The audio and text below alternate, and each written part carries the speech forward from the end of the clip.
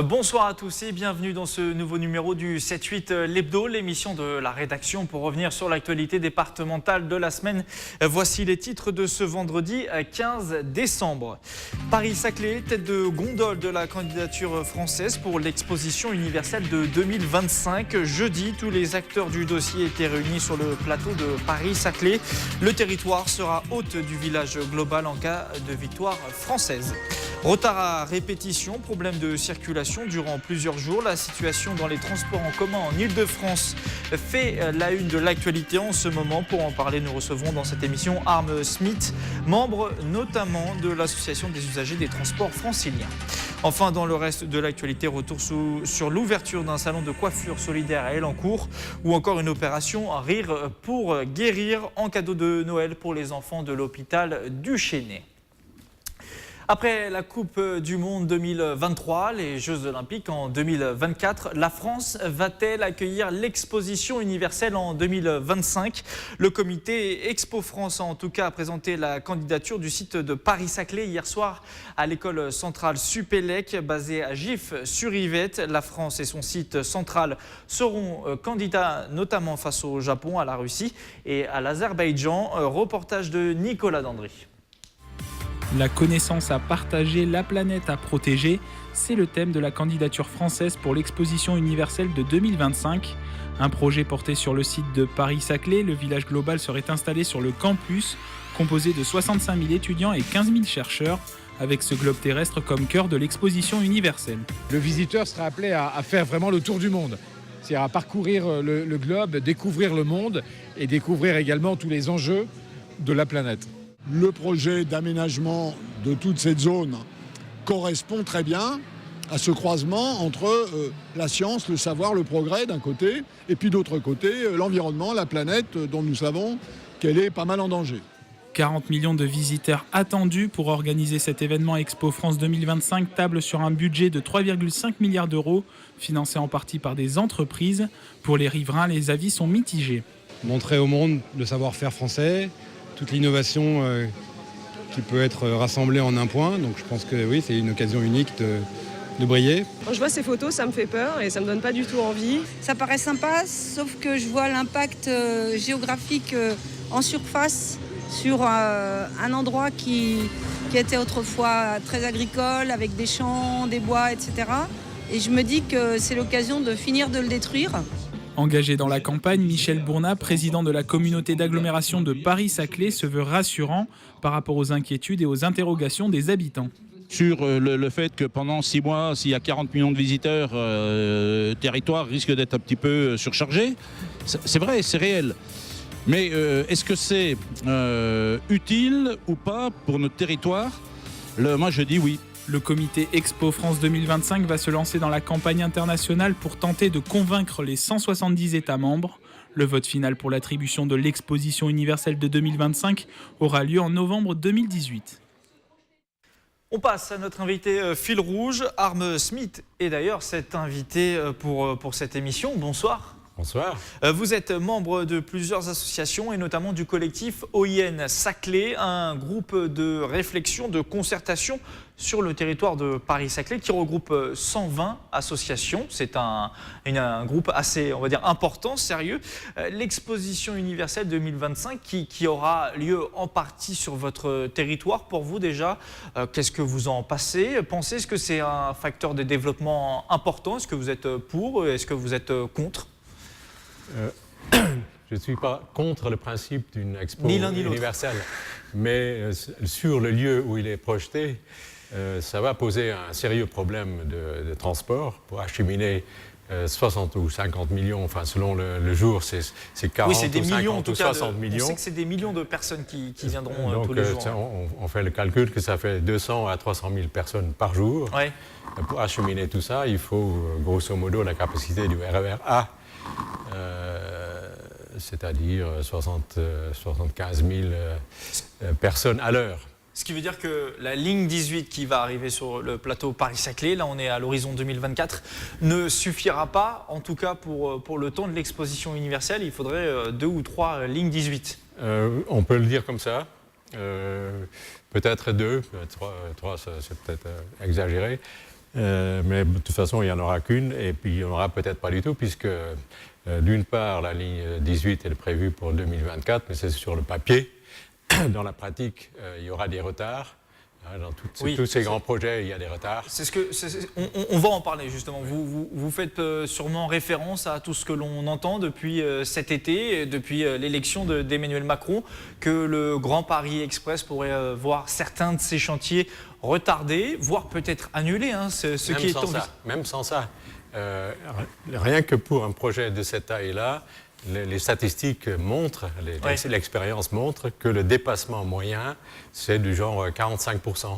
Mais le fait qu'il y ait Paris 2025, les Jeux 2024, ça pourrait pour cette fois-ci en tout cas assurer un temps respecté. On peut envisager qu'il y aura vraiment pour 2024 la ligne 18. Il faudra répondre aux enjeux. Ça c'est une belle théorie, mais après il y a la contrainte financière. Qui est logique. Après il y a la contrainte financière. S'il faut assurer au nord de Paris, parce que c'est là qu'il y a la JO en particulier. À 50 ans en Yvelines aussi, on le dit souvent. Non, le cyclisme sur piste n'est pas accessoire, on en parle assez. Sur l'ensemble, c'est un peu. C'est vrai, c'est un peu. Du coup, sur cette ligne 18, je voulais en parler, puisque vous êtes membre de l'association des usagers des transports. Ouais.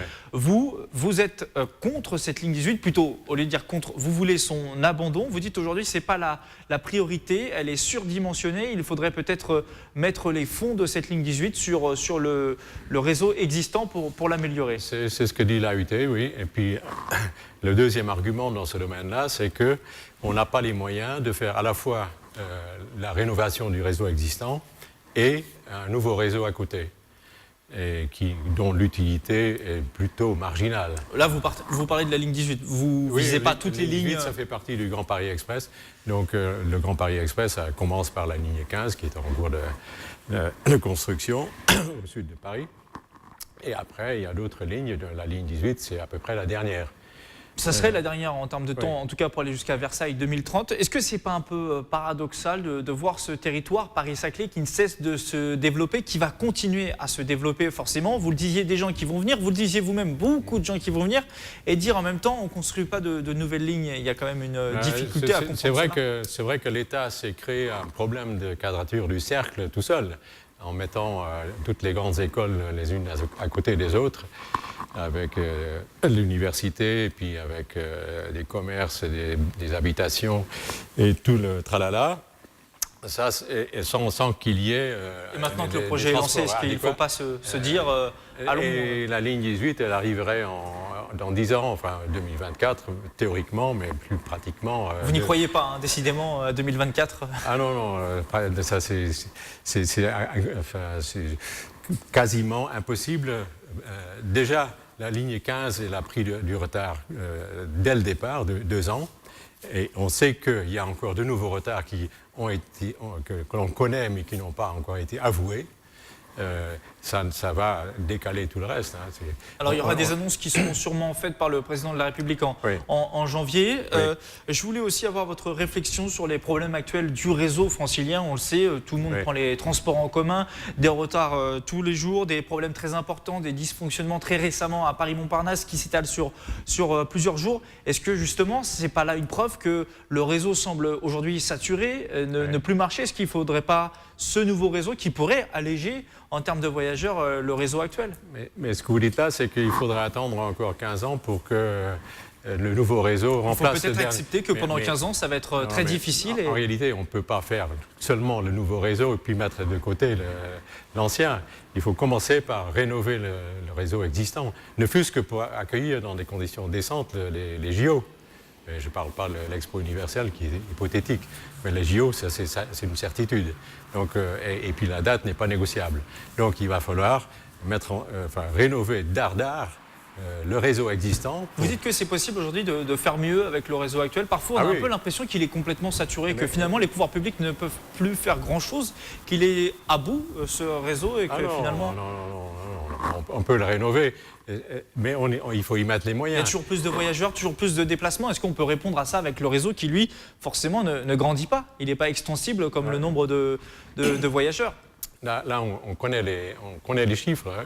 Il faudrait consulter les études du Cercle des transports qui montrent que le réseau, s'il fonctionnait bien, ne serait pas saturé. On a les capacités de répondre à la demande actuelle. Et en plus, il y a des capacités d'augmentation, des augmentations de capacité, le potentiel d'augmentation de capacité, par exemple en mettant des rames à 2 niveaux sur le RER B. C'est ce que va commencer à faire la région Île-de-France. C'est aussi là un peu sur du long terme. Mais pour l'instant, on parle de 2028. On parle pour les usagers, c'est totalement inacceptable, cet horizon-là. Je vais donner quelques chiffres pour cerner vraiment l'enjeu des transports en commun en Île-de-France. Quelques chiffres, 1500 km de voies ferroviaires sur la région Île-de-France, 1,5 milliard d'euros de budget par an et 41 millions de déplacements par jour. Je ne dis pas de voyageurs, je parle de déplacements. Comment, puisqu'on parlait de la région Île-de-France, de ces trains à 2 étages pour le RER B, comment vous jugez la politique des transports de Valérie Pécresse, qui peut avoir des défauts, des qualités, peu importe le bord politique auquel on appartient, mais qui est très engagée sur cette thématique des transports et qui promet, par exemple, pour 2021, c'est assez court, 708 rames rénovées ou nouvelles. Comment vous jugez cette politique, vous ? Ça, c'est pas elle qui l'a fait. Hein. Ces rames étaient déjà commandées par en tout cas, la région précédente. Hein. Elle dit qu'elle tiendra les engagements, ce qui, vous l'aviez dit vous aussi au début de l'émission, n'est pas toujours le cas. Oui, tout ça c'est très bien, hein. On ne peut pas être contre. Mais le problème, c'est que la région n'a la compétence que pour les transports. Elle n'a rien à dire sur l'aménagement du territoire. Et on ne peut pas dissocier ces choses-là, ce sont étroitement liées entre elles. Vous dites qu'entre les collectivités, il y a trop de... On ne sait pas qui fait quoi, il faudrait clarifier ça ? En Île-de-France, on a 2 problèmes. On a un problème de logement, on a un problème de transport. Et on ne peut résoudre ces 2 problèmes, conjointement du reste, qu'en réformant la gouvernance de la région. C'est un vaste problème. On aura peut-être l'occasion de l'évoquer une prochaine fois. Je voulais juste vous faire réagir maintenant sur la hausse très rapidement du pass Navigo. Elle est très probable, même si elle n'est pas encore officielle, pour l'année prochaine. La région dit qu'une hausse du pass Navigo est nécessaire pour financer justement ces investissements. Vous répondez quoi, vous ? Nous, on a toujours été, c'est-à-dire à la fois les associations du plateau que l'AUT, ont toujours été très opposés au pass Navigo unique. Ça part d'un bon sentiment pour les classes... pour les gens les plus éloignés, surtout. Les plus démunis.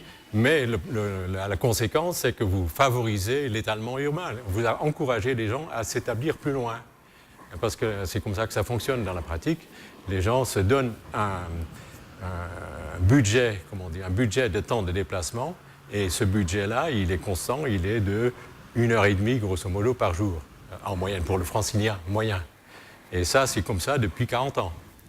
Et donc, si vous mettez des lignes à grande vitesse, du genre Grand Paris Express, la conséquence mécanique, c'est que les gens vont aller plus loin, parce qu'ils se donnent 1h30 par jour.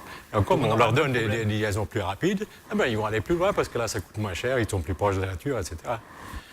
C'est ça le phénomène. Et il n'y a aucune maîtrise de ce phénomène. Vous dites que ce n'est pas pensé sur le long terme. Voilà, absolument. Arme Smit, vous restez avec nous. On va faire un tour complet maintenant du reste de l'actualité locale de la semaine, avec notamment ce problème des déplacements, mais à Saint-Quentin en Yvelines.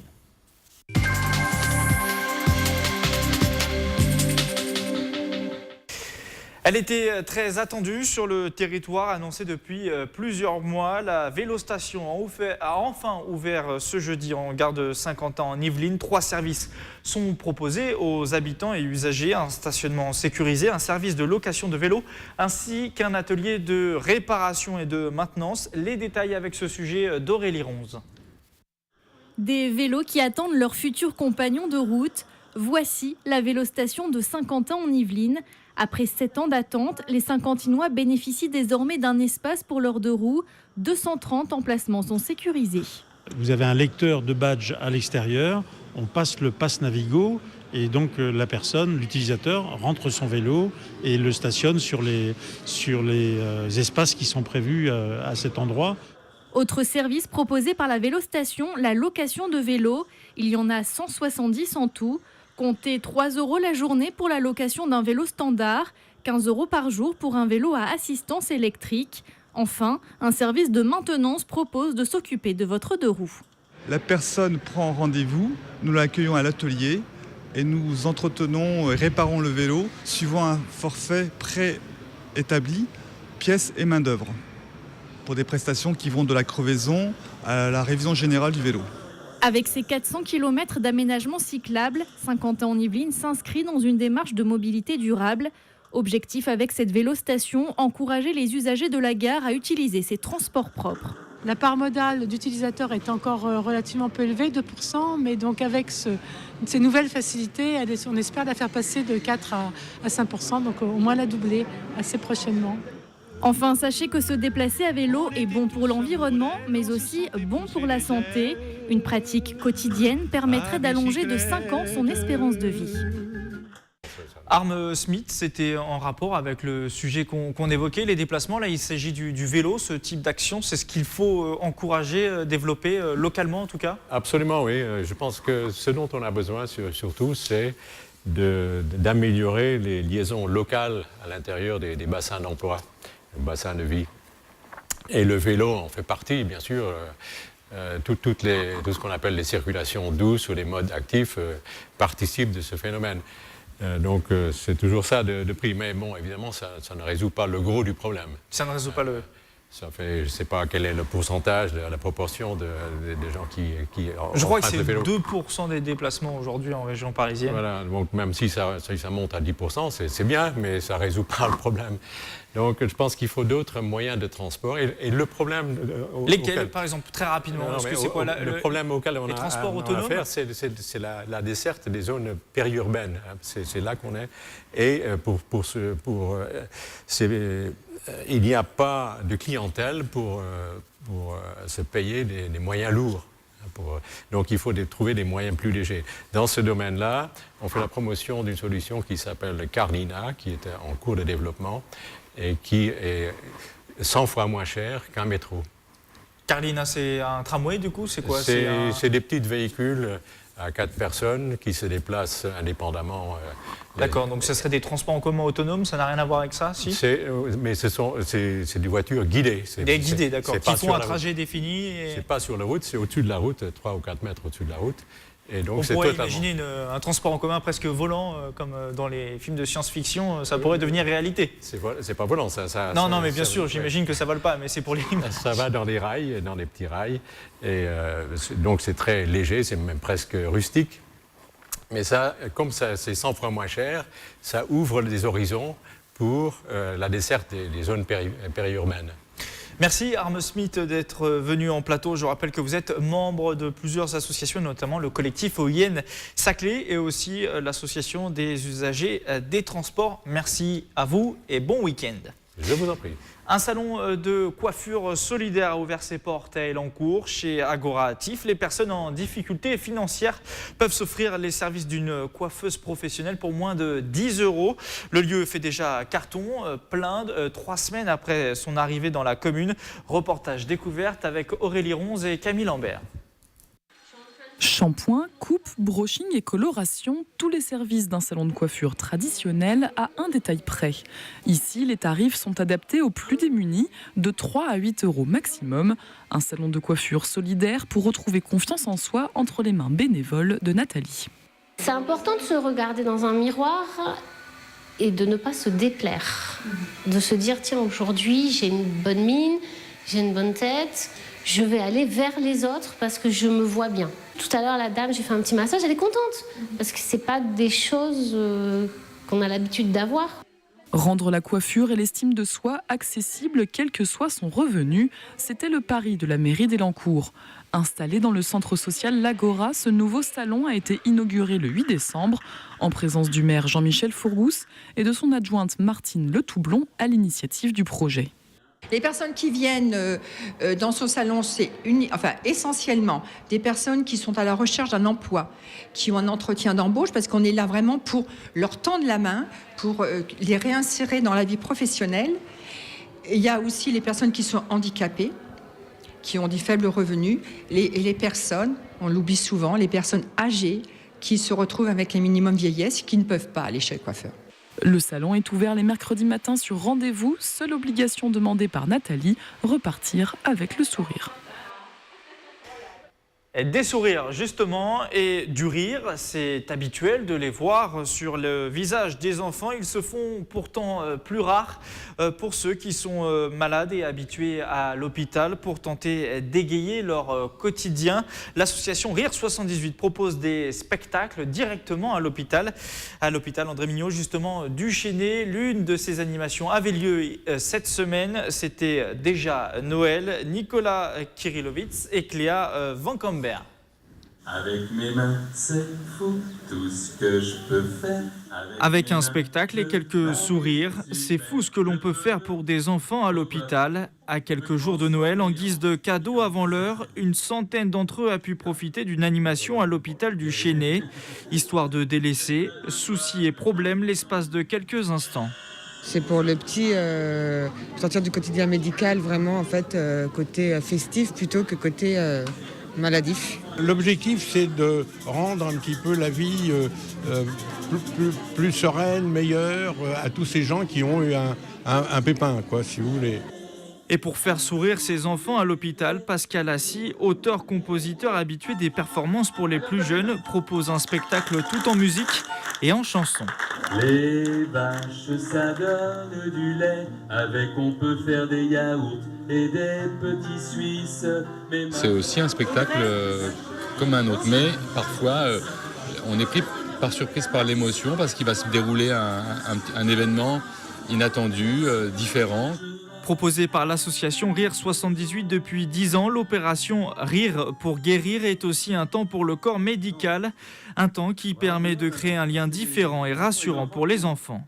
De voir que les soignants peuvent proposer un spectacle, de voir les soignants sourire et rire, et nous aussi de connaître les parents et de voir les enfants sourire et rire, ça fait du bien à tout le monde. Tous les ans, Rire 78 propose une dizaine de spectacles dans les hôpitaux yvelinois, des parenthèses heureuses pour tenter de vaincre la maladie. Et évidemment, vous l'aurez compris, si je me suis cité, c'était totalement involontaire. En politique, Sophie Primas, sénatrice des Yvelines, intègre le nouvel organigramme des Républicains. L'ancienne maire d'Aubergenville a été nommée secrétaire générale adjointe en charge des relations avec les parlementaires. Un choix de Laurent Wauquiez, le nouveau président du parti. Lundi, nous interrogions d'ailleurs Sophie Primas après la victoire du président de la région Rhône-Alpes. Elle appelait alors au rassemblement. Écoutez. Le résultat était attendu et maintenant, je crois qu'on a tous envie qu'il se passe quelque chose. Moi, j'appelle tout le monde au rassemblement. Vous savez, il y a beaucoup de gens qui parlent du rassemblement, qui n'ont pas un seul échantillon sur eux, comme aurait dit Coluche. Donc maintenant, je crois qu'il y a quelqu'un qui a été élu. Il faut que dans son comportement, il appelle et il donne les signes du rassemblement. Et puis, il faut que les autres aussi aient envie de construire et envie d'être rassemblés. Donc c'est l'enjeu des 3 prochains mois, à la fois dans le comportement, dans les paroles, dans les actes. Politique toujours, et Saint-Rémy-les-Chevreuses qui ne sera pas la première commune francilienne en marche. La liste sans étiquette conduite par Dominique Bavoy a gagné hier l'élection municipale partielle, c'était dimanche. Elle devance de 22 voix la candidature LREM de Dominique Dufrane, l'autre liste sans étiquette de Jean-Louis Binic et elle troisième de ce second tour à moins de 100 voix du nouveau maire. Dominique Bavoy devrait donc être désigné maire de Saint-Rémy-les-Chevreuses lors du prochain conseil municipal extraordinaire prévu mardi. Les fêtes de fin d'année débutent dans 10 jours seulement. Vous êtes peut-être en panne d'inspiration pour faire des cadeaux. Voici une idée que vous pourriez suggérer au Père Noël. Des créations au motif africain. À Montigny-le-Bretonneux, Estelle Fakam propose des vêtements, mais aussi des accessoires réalisés à partir de tissus africains, fabriqués par des artistes du continent. Reportage Camille Lambert et Aurélie Ronze. Je vais vous montrer le vêtement phare de la saison. Il fait froid, mais on est sexy quand même. Donc c'est la mini-jupe qui est faite en wax au motif kente. Depuis un an, Estelle Fakam a lancé sa marque Ndop et compagnie suite à l'engouement du wax, un tissu au motif traditionnel africain très tendance depuis ces dernières années et qu'elle a souhaité mettre en avant dans ses créations. Autre objectif, promouvoir un savoir-faire africain.